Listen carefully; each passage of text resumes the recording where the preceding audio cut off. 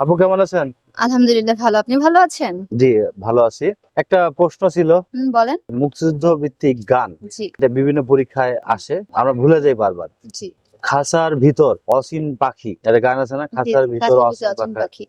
তো খাঁচার ভিতরে অসীম পাখি গীতিকার ও সুরকার কে? খাঁচার ভিতর অচিন পাখি। এর গীতিকার মেবি লালন ফকির। আর সুরকার?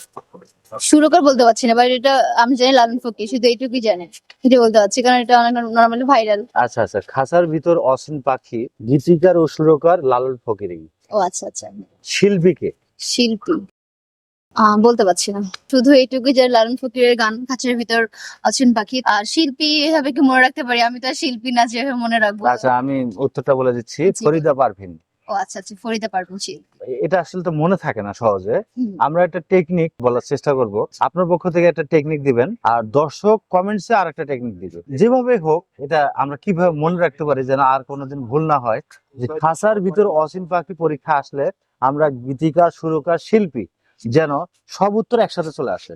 জি। আমি উত্তরটা চাচ্ছি যে আপনি উত্তরটা দিবেন যে কিভাবে মনে রাখা যায়। আম, আমরা নর্মালি তো হচ্ছে খাঁচার ভিতর অচিন পাখি সবাই জানে যে লালন ফকির। আর শিল্পীটাও আমি জানি নর্মাল অনেক পার্সনই জানে না, শুধু যারা মুখস্থ করছে বা হচ্ছে শিল্পী তারা হয়তো বা জানে। নর্মাল পার্সন, যে সাধারণ জনগণ, তারা হয়তো বা জানে না। তো এর শর্ট টেকনিক কি সেটা জানি না। ক্লু দিচ্ছি আপনাকে, এটা চেষ্টা করবেন। হুম, খাঁচার ভিতর অসীম পাখি, আমরা ধরে নিলাম যে খাঁচার ভিতরে পাখি, এখানে আছে লালন ফকির আর ওদিকে আছে ফরিদা পারভিন। হুম। মানে খাঁচার ভিতরে কি আছে? অচিন পাখি আছে। পাখি। পাখিটা কিসের জন্য রাখে? লালন করে মানুষ। তাহলে লালন ফকির তো হয়ে ও গেল আচ্ছা উত্তর। আচ্ছা আচ্ছা, হ্যাঁ, এটা তো এইভাবে তো ভাবা হয়নি। খাঁচার ভিতর তো পাখি লালন করাই হয়, লালন পালন করাই হয়। আমরা ধরে নিলাম যে লালন করে কে? লালন বেশিরভাগ ও মেয়েরাই আচ্ছা। কিন্তু পছন্দ করে এগুলো, হ্যাঁ হ্যাঁ। হ্যাঁ, তা তো তো অবশ্যই। আমরা ধরে নিলাম যে ফরিদা পারভিন। খাঁচার ভিতর অচিন পাখি, এটা হচ্ছে গীতিকার এবং সুরকার লালন ফকির, যেটা আমরা সবাই জানি।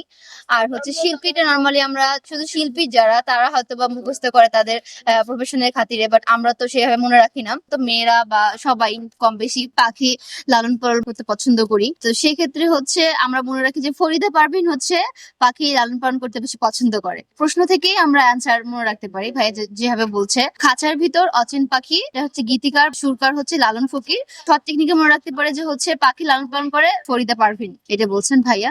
তো আমরা যদি মনে রাখি যে ফরিদা পারভিন হচ্ছে খাঁচার ভিতর পাখি লালন করে, সেখান থেকে আমরা গীতিকা বা সুরকার পেলাম লালন ফকির, আর হচ্ছে শিল্পী পেলাম হচ্ছে ফরিদা পারভিন। এভাবেই আমরা মনে রাখতে পারি।